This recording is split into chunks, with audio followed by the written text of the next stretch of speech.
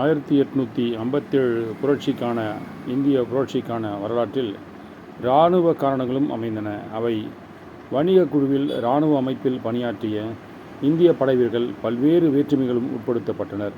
அவர்களுக்கு ரூபாய் 7 முதல் 9 வரையிலான மிக குறைந்த ஊதியமே வழங்கப்பட்டது. சிறப்பான போர்க்குணத்தையும் வீரத்தையும் அவர்கள் பெற்றிருந்த போதிலும் சுபேதார் பதவிக்கு மேலான எத்தகைய உயர் பதவிக்கும் அவர்களால் செல்ல முடியாது. அனைத்து உயர் பதவிகளையும் ஆங்கிலேயர்கள் மட்டுமே வகிக்க முடியும். ஆங்கிலேய அலுவலர்கள் இந்திய படைவீரர்களை மிகவும் தரக்குறைவாக நடத்தினர்.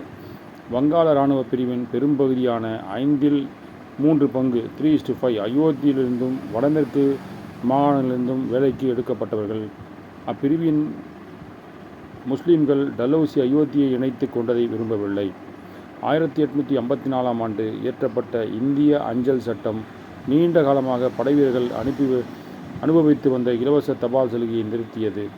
கானிங் பிரபு அரசு காலத்தில் 1856 ஆண்டு இயற்றப்பட்ட பொது பணிச்சட்டம் எதிர்காலத்தில் இராணுவ பணிக்கு சேர்க்கப்படுவோர் ஆங்கிலேயர்களின் தேவைக்கேற்ப எங்கு வேண்டுமானாலும் பணியில் ஈடுபடுத்தப்படுவர் என அறிவித்தது. அச்சட்டத்தின்படி ஏற்கனவே பணிபுரிந்து வந்த தாங்களும் பணியில் ஈடுபடுத்தப்படக்கூடிய கட்டாயத்திற்குள்ளாகும் என இந்திய படைவீரர்கள் அச்சம் கொண்டனர். 1856 ஆண்டு இந்திய இராணுவத்தில் 2,33,000 இந்திய வீரர்களும் 45,322 ஆங்கிலேய வீரர்களும் இருந்தனர்.